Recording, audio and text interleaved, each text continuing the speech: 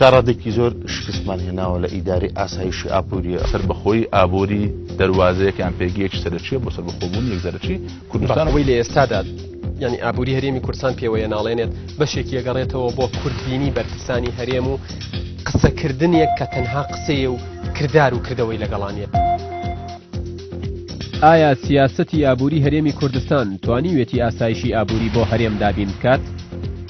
ناکە 22 ساڵ خوێندەوە لە ماوەی 22 ساڵێک ڕخنەوە نەبوو لەم حکومڕانیە. ئەو کێشەی کە لە نێوان هەرێمی کوردستان و بەغدا دروستبووە لەسەر کۆنتترۆلی داهاتی نەوتە. ئەوترێت هەرێمی کوردستان پەیڕەوی ئەو سیاسەتە ئاکات لەگەڵ بەغا ئەڵێت بەشەکەی خۆم بۆ خۆم ئەوەی تۆشە خۆم. ئەو وەزعی ئێستا تێدان وەزعێکە دەرەنجامی هەوڵێکی سیاسی نەزۆکە کە لەلایەن حکومەتی اتحاد دەدەێتن کەسێک دەدەێنێت حکومەتێک. سەرۆکی کۆمارەکەشیان سەر بە ئێمە جێگیری سەرۆکی ئەنجومەنی وەزیرانیان لای ئێمە بۆ چەندین وەزیر بە یەک دەقەوەستانی.